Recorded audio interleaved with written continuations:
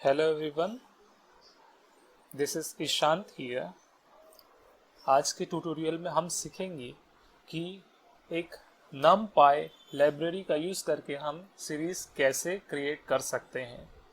तो चलिए स्टार्ट करते हैं। सबसे पहले मैं जूम कर लेता हूँ। ओके, सबसे पहले हमें करना क्या है, हमें numpy लाइब्रेरी का यूज़ करना है ताकि हम पहले numpy को अच्छे से सीख सकें कि numpy में हम कैसे प्रोग्राम में इम्प्लीमेंट करते हैं numpy को, और उसके बाद इसे हम सीरीज ऑब्जेक्ट या आपके ऑब्जेक्ट में क्रिएट करेंगे जो हम सीरीज में इम्प्लीमेंट कर पाएंगे। तो सबसे पहले इंपोर्ट करते हैं, इंपोर्ट numpy एज np। अब यहाँ पे एज जो है ये क्या है, एक तरह का एलियास है। एलियास का मतलब होता है एक अल्टरनेट नेम शॉर्ट में। सो हम जैसे numpy, बार बार हमें numpy ना लिखना पड़े इसलिए हमने शॉर्ट में उसको np लिखा है। आप चाहे तो इसे numpy भी लिख सकते हैं विदाउट डिक्लेरेशन।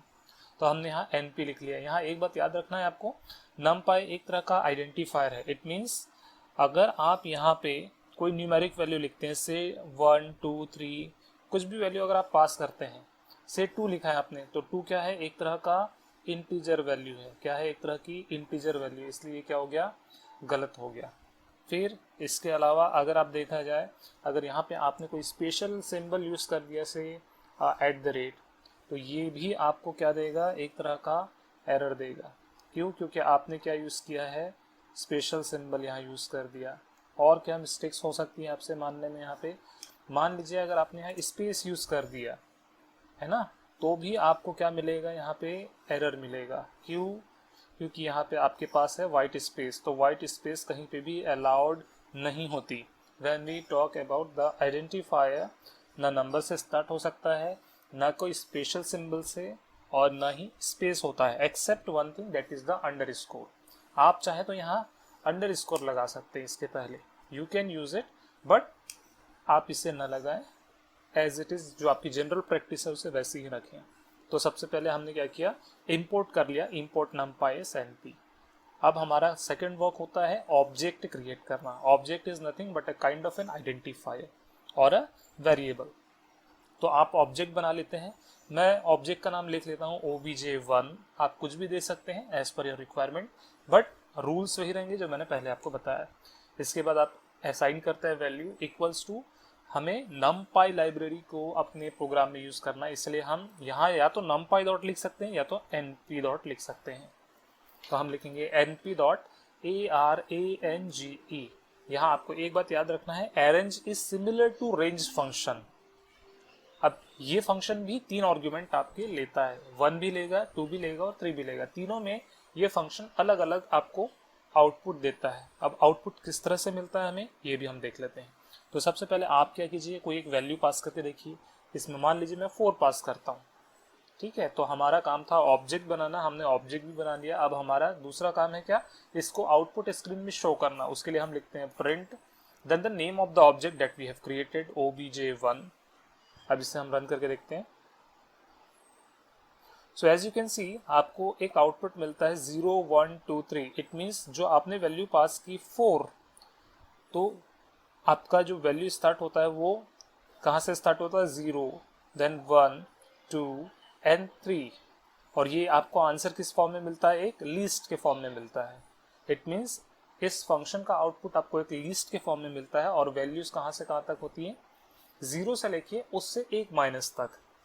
अगर मान लीजिए मैं यहाँ वैल्यूज पास करता हूँ -3, तो क्या होगा, तो आपको यहाँ पे मिल जाएगा एक empty bracket. In the same way आप इसे यूज कर सकते हैं।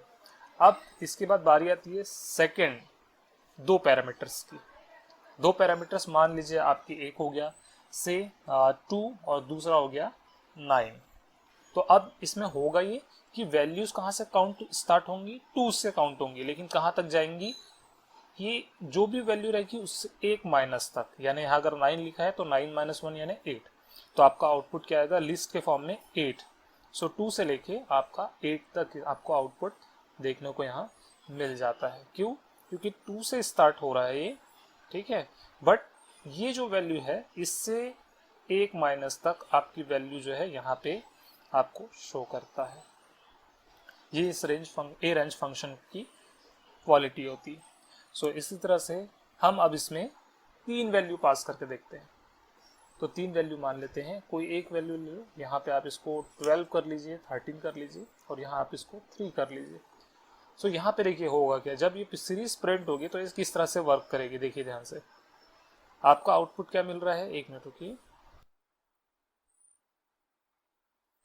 ओके, आपका आउटपुट क्या मिल रहा है, देखिए यहाँ पे 2 से स्टार्ट हुआ तो सबसे पहले वैल्यू आ गई क्या आपको 2, तो आप यहाँ लिख लिए 2। ये भी सीरीज का आपको आउटपुट किस में मिलता है, एक लिस्ट के फॉर्म में मिलता है, तो 2 मिल गया।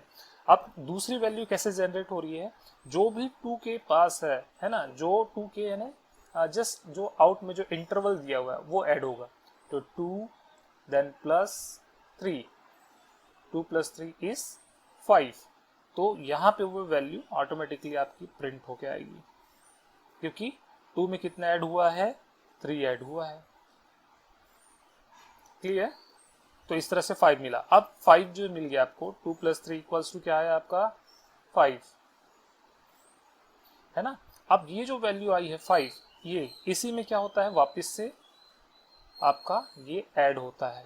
क्या कितना ऐड होगा, जो इंटरवल है आपका, तो आपका इंटरवल कितना है यहाँ पे देखिए 3 इज द इंटरवल, तो 5 प्लस 3 इक्वल्स टू क्या हो जाएगा आपका 8।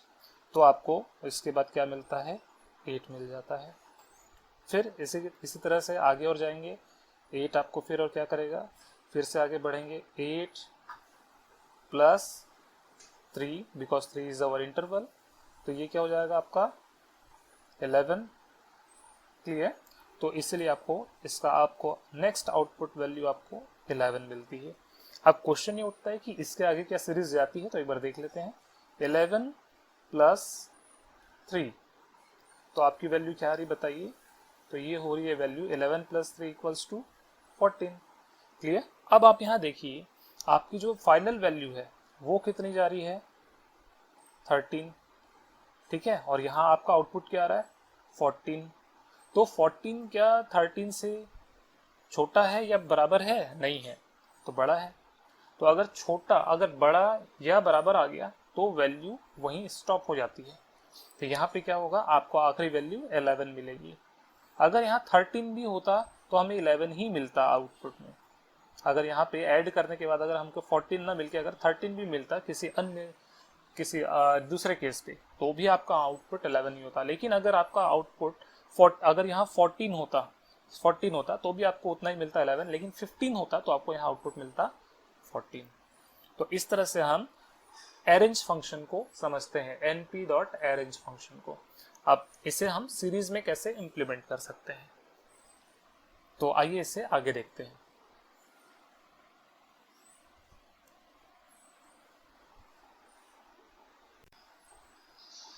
तो आइए आगे बढ़ते हैं और क्वेश्चन देखते हैं।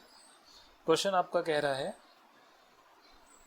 Create a series using ND arrays for vowels, यानी वॉवेल्स के लिए एनडी एरेज का यूज करके आपको सीरीज क्रिएट करना है। तो हमें ये बात पहले ही क्लियर है कि एनडी एरेज जो है उसको यूज करने के लिए हमें numpy इंपोर्ट करना होगा। सो फर्स्ट ऑफ ऑल हम करते हैं क्या, import numpy snp, और उसके बाद हमें सीरीज क्रिएट करना है। सीरीज क्रिएट करने के लिए हमें इंपोर्ट करनी होगी क्या, series library, that is the import pandas spd, क्योंकि सीरीज जो है अगर आप यूज करना चाहते हैं तो सीरीज यूज करने के लिए आपको पांडाज लाइब्रेरी यूज करनी पड़ती है। तो यहाँ पे आप दोनों को इंपोर्ट कर लेते हैं।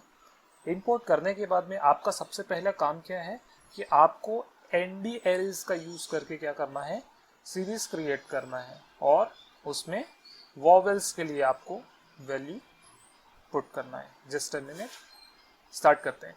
तो चलिए सबसे पहले हम क्या करते हैं, ऑब्जेक्ट बनाना चालू करते हैं। तो मान लीजिए कि आप इंडेक्स वैल्यू को आप देना चाहते हैं कोई नाम से नंबर, तो आप यहाँ लिख लीजिए नंबर इक्वल्स टू np, अब मान लीजिए कि आप वॉवेल्स को 1 2 3 4 5 से रिप्रेजेंट करना चाहते हैं, क्लियर। तो आप वॉवेल्स को 1 2 3 4 5 से रिप्रेजेंट करना चाहते हैं, तो आप इसके लिए क्या करेंगे, यहाँ पे ARANGE अरेंज फंक्शन का यूज करते हैं, और उसके बाद में हम यहाँ पे दो वैल्यूज पास करते हैं 1,6। अब इसका मतलब क्या हो रहा है, 1 से स्टार्ट होगा और कितनी वैल्यूज प्रिंट करेगा, 1 2 3 4 5 रेस्पेक्टिवली फॉर AEIOU। तो आपका यहाँ पे एक नंबर के लिए, इंडेक्स के लिए आपने यहाँ पे एक अरेंजमेंट कर लिया। अब इसी तरह से आपको एक वॉवेल्स के लिए एक लिस्ट बनानी होगी। तो आप मान लीजिए उस लिस्ट का नाम क्या है, VOWELS, वॉवेल्स इक्वल्स टू, एक लिस्ट बना लेते हैं हम, से AEIO and U। I hope it is clear. अब इसके बाद देखिए हम कर क्या रहे हैं, हमने दोनों ऑब्जेक्ट्स बना लिए।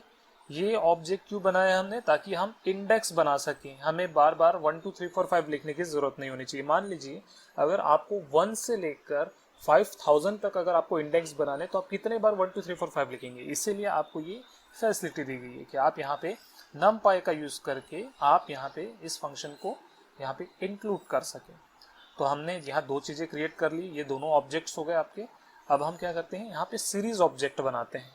तो सीरीज ऑब्जेक्ट का नाम आप कुछ भी दे सकते हैं जो आपको ठीक लगता है। मैं यहाँ पे SCR1 दे देता हूँ अपने कन्वीनियंस के लिए। SCR1 इक्वल्स टू, अब मैं एक्सेस करूंगा PD डॉट SERIES, क्योंकि मुझे सीरीज क्रिएट करनी है। अब यहाँ पे मैं दो वैल्यूज पास करूंगा। अब क्वेश्चन ये उठता है कि NO यानी नंबर पहले लिखूं कि वॉवल पहले लिखूं। इंडेक्स वैल्यू हमेशा राइट में लिखी जाती है, और जो आपके डेटा वैल्यू होती है ना, उसे आप लेफ्ट में लिखते हैं। इट मीन्स अगर मान लीजिए मैं लिखता हूँ VOWES वॉवेल्स, और इसके बाजू में मैं अगर लिखता हूँ नंबर, तो ये नंबर जो है एक्चुअल में क्या रहेंगे, ये इंडेक्स रहेगी, और उसके सामने जो ये डेटा वैल्यूज रहेंगी वो रहेंगी वॉवेल्स की। अब ये तो हमारा काम हो गया, हमने ऑब्जेक्ट भी क्रिएट कर लिया सीरीज के लिए।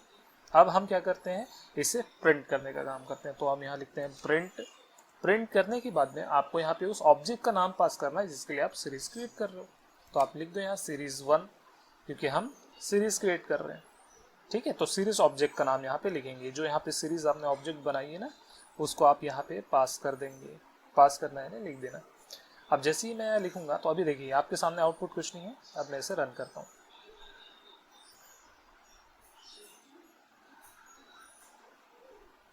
ओके, तो अब आप यह देखेंगे कि just a minute, okay, range function start कहाँ से हुआ, 1 से हुआ, तो आपको 1 मिल गया। ठीक है, और 6 लिखा है, इसका मतलब क्या हो गया, 1 2 3 4 एंड 5 वैल्यूज मिलेंगी, जैसे कि मैंने आपको पहले ही बता चुका है।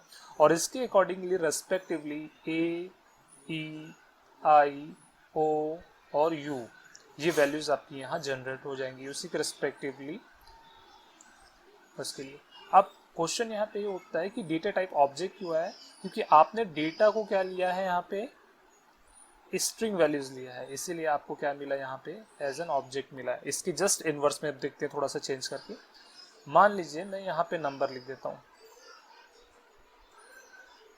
और यहाँ पे आपको लिख देता हूँ मैं वॉवेल्स। क्लियर। तो अब देखिए यहाँ पे क्या चेंज आने वाला है, लाइव।